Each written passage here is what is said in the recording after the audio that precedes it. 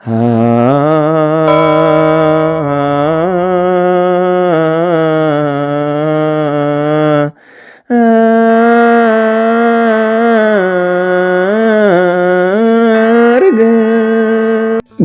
አብ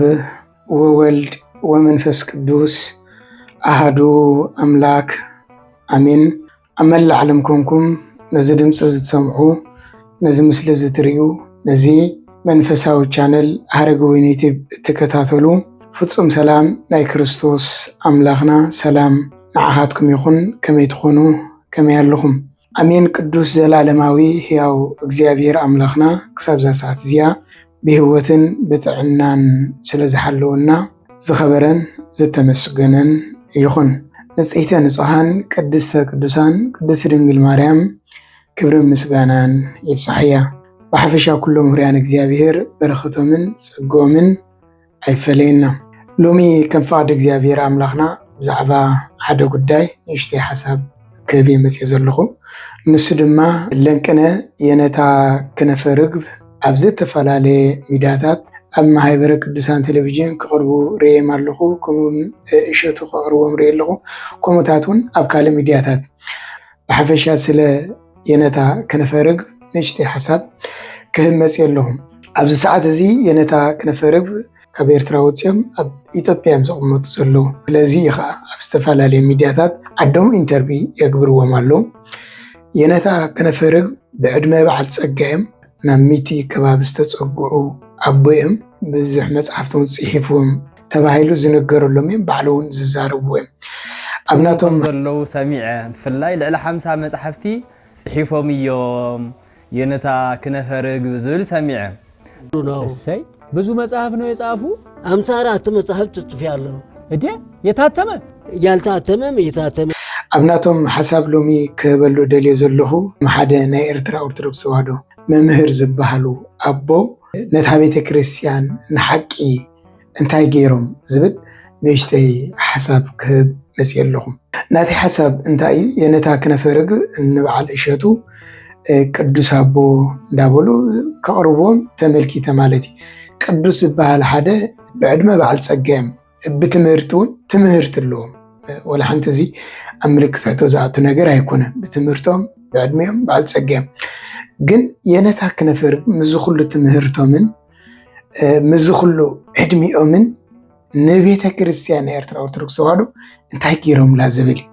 ናተይ ሕቶ። ኣብኡ ከቕርብዎም ከለዉ ልዕሊ 54 መፅሓፍቲ ፅሒፎም ኢሎም ኣቕሪቦሞም ባዕሎም እውን ተዛሪቦም ኣለዉ፣ ገሊፆም ኣለዉ። ዝተሓትመን ዘይተሓትመን ማለት እዩ። ሕጂ እቲ ልዕሊ 54 መፅሓፍቲ ዝተፅሓፈ እንታይ ዓይነት መፅሓፍቲ እዩ? ናይ ብሓቂ ኩሉ ህይወት ዝህብ መፅሓፍቲ ድዩ? መንገዲ ሓቂ ዝመርሕ ድዩ? ናብ ክርስቶስ ዘብፅሕ ዲት መፅሓፍቲ ብምሉ ንሶም ፀሓፉ እንዳርዳ ኢልና ገድልታት ዝተርጉምዎም ፀሓፍዎም መፅሓፍቲ ጥዑያት መፅሓፍቲ ኣለዉ እዮም። ጥዑያት መፅሓፍቲ ፀሓፎም ከም ዘለዉ ኩሉ ከምኡ ድማ ዘይጠቅም ግቡእ ዘይኮነ ፀሓፎም መፅሓፍ ከዓ ኣለዩ። እዚ ብዙሕ ግዜ ኣቕሪብና ኢና። መድሃኒ ዓለም ኢየሱስ ክርስቶስ ንቄሳር ግብሪ መሃብ ይግባእ ዶ ኣይግባእን ኢሎም ዝሓተትዎ እንታይ ኢልዎም ነይሩ? እቲ ሳንቲም ኣርኢኒ ኢልዎ። መስራይዎ ናይ ምን ምስሊ እዩ ዘለዎ ኢልዎም? ናይ ቄሳር እሞ ናይ ቄሳር ንቄሳር ሃብዎ ናይ ኣምላካ ንኣምላኽ ሃብዎ ኢሉ መሊሱሎም ንኣይሁድን ፀሓፍትን ፈሪሳውያን። የነታ ክነፈ ርግብ ግን እቲ ናይ ኣምላኽ ንቄሳር ክብዎ እዮም ተመልኪትና ማለት እዩ። ኣበይ እንዳርዳ ኢልና ግዜ ክበፅሕ እምባ ይፍፃሕ ዝብል መፅሓፎም ኣብኡ ንኢሳያስ ነዚ ጨቋኒ ነዚ ክንደይ ኣቦታትና ዘሕቀቐ ክንደይ ኣቦታትና ዝቐተለ ክንደይ ኣቦታትና ዝኣሰረ ክንደይ ንጹሃን ኣብ ቤት ማእሰርቲ ክበልዩ ዝገበረ ክንደይ ህፃናት ዘኽታማት ክኾኑ ዝገበረ ክንደይ ኣዴታት ሰብኡተን ተኣሲሮም ብዘይ ሰብኡተን ክነብራ ዝገበረ ንቤተ ክርስቲያን ዝሓመሰ ብስርዓታን ሕጋን ንኸይትኸይድ ንቤተ ክርስቲያን ኢዱ ብምእታው ዝሓመሳ ናይ ኤርትራ ኦርቶዶክስ ተዋህዶ ቤተ ክርስቲያን ነዚ ንህዝቡ ክባታተኑ ፍቐዶም ምድረ በዳን ሰሃራን ኣብ ባሕሪ ንዝጠፉ ዜጋታቱ ዜጋ ኣይኮኑን ዝብል ነዚ ጨካን መራሒ ዳግማዊ ነቢ ኢሳያስ ኢሎም ኣብ መጽሓፎም ክታማ ቀሚጦም ንዶክተር ኣብይ ብእግዚአብሔር ዝተለኣኸ ኢሎም መጽሓፍ ጽሒፎም እዚ እምባርክ ኣብቲ 54 ዝኣቱ ዘሎ መጽሓፍቶም እዚ ሓደ ማለት እዩ ዳግማዊ ኢሳያስ ነዚ ነቲ ናይ ኣምላኽ ንቄሳር ሂቦሞ ዝብሉ ብትኽክል ንዑ ክወሃቦ ዝግብኦ ክጽሕፍሉ ሓቀኛ እንድሕዳ ነይሮም ኣብ ዝሓለፈ ኢንተርቦም እንታይ ኢሎም እዮም ተዛሪቦም ንደርጊ ንኻልእ ተቃዊሞም መጽሓፍ ከም ጽሓፉ በቃሎም ይገልጹ መጀመርታ መጽሐፈይ እግዚአብሔር በፍጥረቱ ለፍጥረቱ ይታወቃል ስል አማርኛ ናይ ደርግ ተቃዋሚያ ነይራ ደርግም ሰዓተወ መቼም አብያተ ክርስቲያናት ከዕፀዋያን ገለመለ ባህል የነበረ ምንም ቆንጆ ይኮነ እዚያቶም ኮሚኒስት እግዚአብሔር የለና ማለት የምዘሆነ ሐጂ አነ ናይ ደርግ ተቃዋሚ ጽሒፈያቸው ይገልጹ እንደ ሕርዳ እንባዕ ደርግ ተቃዊሞም እንደ ሕርዳ መጽሐፍ ጽሒፎም እንታ ኮይኖም ነዝን ህዝብ ዝጭቁም ዘሎ ነዝን ቤተ ክርስቲያን ስርዓታን ሕጋን ከይተኸይድ ዝገብር ዘሎ ነዚ ንሐቀኛታት አቦታት ዝኣስር ዘሎ ንንጹሃን ዝሕቅቕ ዘሎ እንታ ኮይኖም ዘይቃወሙ እንታ ኮይኖም መጽሐፍ ዘይጽሕፍሉ ንዑ ዝቃወም መጽሐፍ ብሄናይ መለክዒ ብሄናይ ሚዛንዮም ዳግማዊ ነቢ ኢሳያስ ኢሎም ጽሒፎም እቲ ህዝብና 54 መጽሐፍ ጽሒፎም ክበሃል ከሎ ክንድስ መጽሐፍ ጽሒፎም ኢሉ ጥራይ ስምዕ እቲ መጽሐፍቲ እንታይ ዝብል ኣይፈልጥኒ ብትኽክል ከም ዝበልኩ ጥያት መጽሐፍቲ ኣለዉ እዮም ግን ድማ ከምዚ ዓይነት መርዚ ዝኾኑ መጽሐፍቲ ድማ ኣለዉ እዮም ነቲ ናይ ኣምላኽ ንቄሳር ሂቦም ጸሓፉ ካብ ሓደ መምህር ካብ ሓደ ቦ ከምዚ መጽሐፍ ክጽሕፉ ድዳ ትጽበኻ ኣይትጽበን ኢኻ ሰማይተ ጽድቂ ክኾን ኢኻ ትጽበ ናይ ሓቂ ምስክር ነቲ ሓቂ ክሳብ ሞት ክሓቁላኻ እትጽበዮም ከምዚኦም ዓይነት ሊቃውንቲ ናይ ቤተ ክርስቲያን ምሁራን እንብሎ መብዕድመ በዓል ፀጋ ብዙሕ ነገር ዝርአዩ ስለ ቤተ ክርስቲያን ዝወርዳ ዘሎ መከራ ናይ ኤርትራ ግን ወላ ሓንቲ ተዛረቡ ሓንቲ እታ ጽብቕቲ ዝተዛረብዋ ናይ ኣቡነ አንጦንዮስ ውግዘት ዝተመልከተ ዝኾነ ምንፍቅና ከም ዘይብሎም ሰምዕዎ ከም ዘይብሎም እዚኣ ጽብቕቲ ተዛሪቡ እዛ ቪድዮ እዚኣ ማለት ኣቡነ አንጦንዮስ ልከ በሃይማኖት እዚዩ የጎኦም ዝበሃሉ ይብሎም ኣቡነ አንጦንዮስ እዚ ሃይማኖት እዚ ሕጂ ንኣብነት አርዮስ ወልድ ፍጡር ኢሉ ብውግዘት ተፈልዩ ሎንዮስ መንፈስ ቅዱስ ህጹጽ ኢሉ ብውግዘት ተፈልዩ ሰባርዮስ አሃዱ ገጸ እግዚአብሔር ሓደ እዩ ኣብ ወልድ መንፈስ ቅዱስ የለን ትበሃል ከምዚ ስለ ዝበለ ብውግዘት ተፈልዩ ኣቡነ አንጦንዮስ ግን ኣብዚ ክብሎ ዝኽእላነ ኣነ ዝፈልጦ እዚኣ እያታ ሕደቶም ዝብል የለን እዛ ቪድዮ እዚኣ ማለት ካብዚ ወፃ ግን ስለቲ ዝወርድ ዘሎ ኣብ ልዕሊ ቤተ ክርስቲያንና ስለቲ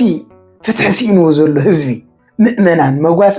ወላ ሓንቲ ክዛረቡ ሰሚዕና ኣይንፈልጥን ኣብዚ ኢንተርቪው ብዙሕ ዝዛረቡ ስለ ኢትዮጵያ እዩ ስለ ናይ ኤርትራ ኦርቶዶክስ ተዋህዶ ቤተ ክርስቲያን ይኹን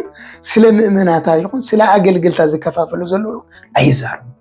ሕጂ ኣብ ኢትዮጵያ መፅኦም ይቕመጡ ኣለዉ እንታይ ኮይኖም ጽብቕቲ እንድሕዳ ሃልያ ዳግማዊ ኢሳያስ እንድሕዳ ኮይኑ ኢሳያስ እንታይ ካብ ዓዶም ወፂኦም ኣብ ኢትዮጵያ ዝቕመጥ ኣሎ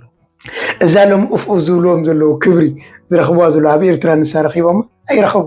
ኣይረኽብዋን ልሳን ተዋህዶ ይኹን ኣብ ዝኾነ ወፂኦም ኢንተርቪው ክገብሩ ኢኹም ትፈልጡ ብፍጹም ርኦም ኣይፈልጥን እያ ልሳን ናይ ተዋህዶ እትበሃል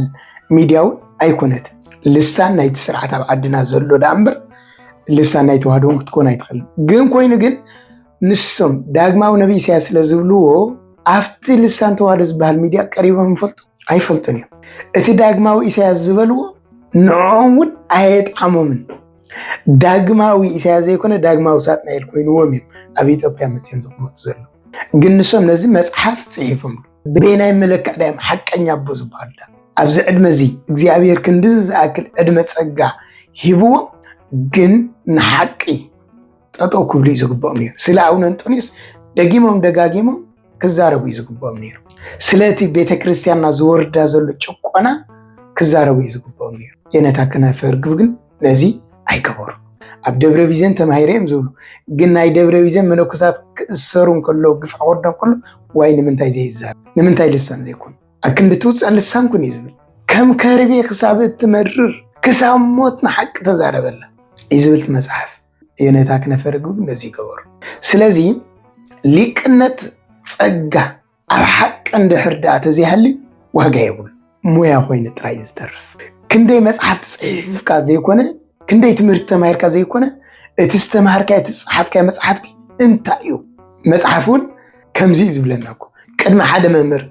اتصحافو مصحف قدم منبابكا اتسمني نعوف لطيز سلازي ينتا كنفرغ مستمرتهم مزصقوم جن نحق تتقمول أقول نحق تطويبول سمعت صدق خون أيفتون جن كومي حنساب نحده عند حدا أسب ويك باري عند حدا خونك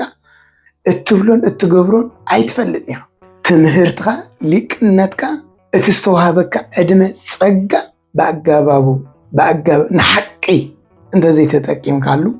أكون حق تزي تطو انت زي الكالو تواقالو كل التحق زبال أبيوت يلن اتحقي حنتيا حق دما كريستوسي أنا من قدن حقا هيوتن إلو نجيرنا سلازي ينتاك نفرق بعال عدمهم بعال تصقام بزحت مرتون تماهيرومي جن أبلع البيت كريستيان وريد زلو مكرا ጭቆና أبلع لبوتاتنا زور زلس نزي نجر استهستوات غيرهم أبغون حق تطويلهم نحق تطو ديلهم تزاريبهم لادو أبغون نفتحي أجنوت تطويلهم تايلا أيقول سلازي لكنت مويات راي كوني تعرف مالك مويات راي كوني تعرف لكنت مسحكي لكنت مسكنحنا لكنت مسحلنا لكنت مسنسهنا مستبعت انت زي كوينو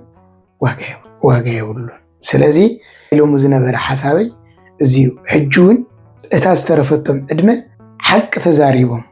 نحق مسكيرهم تطويلهم سلا بيت كريستيان تزاريبهم انت زحلفوا عبي نجر حجون بهوت كساب زلو مالك اخدي ازي اغن كغبروا يخليو ايقولون نينتاك نفرق بيات ملكا زغبروውን አይመስለን እምበር እቲ ዳግማዊ ኢሳያስ ኢሎም ጻሕፍሉ ንዓኦም والمقمات كليهم ኣብ ኢትዮጵያ መጽዮም يقمطلو ኣብ እርጋንም ኢትዮጵያ ተሰዲዶም ንዓኦም እንኳ ይተቀመጡምን ተዓዲ ንዓኦም እንኳ ኣይሐቆፎምን ዳግማዊ ነብይ ኢሳያስ ዝበሉ ኣሳዲድዎ ተሰዲዶም ንባዕሎም እታ ዳግማዊ ነብይ ኢሳያስ ዝበሉዋ ንዓኦም ኣሳዲዱ ኣብ ኢትዮጵያ ይቀመጥሉ ሕጂውን ስለ ቤተ ክርስቲያን ክዛረቡ ተስፋ ይገብር ስለ ውጽኡ ህዝቢ ስለ ታብ ቤተ ክርስቲያን ዝወርዱ ዘሎ ግፍዒ ስለ አቡነ አንጦንዮስ ደጊሞም ሕጂውን ክዛረቡ ክምስክሩ ተስፋ ይገብር ናይሎም ማዓንት ዝነበረት ሓሳበይ ኣብ ልዕሊ የነታ ክነፍርብ እዚ ዝመስል ነይሩ ሓደ ግዜ ኣብ ሚድያ ቅርብ ክበሃል ኩሉ ሓቂ ስለ ዝመስለና ገለ ነገራት ከም ጌርና ነቲ ህዝብን አፕዴት ምግባር ዘድልየና እዩ እንዛረበሉ እምበር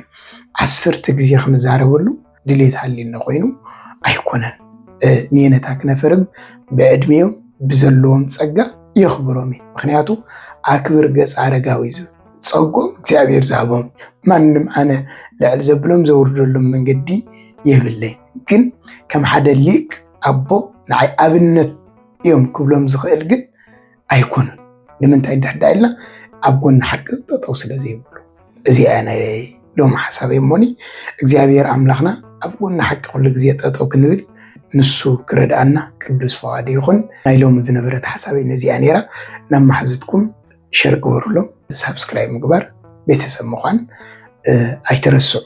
ወስብሃት ለእግዚአብሔር ወለወላዲቱ ድንግል ወለመስቀሉ ክቡር አሜን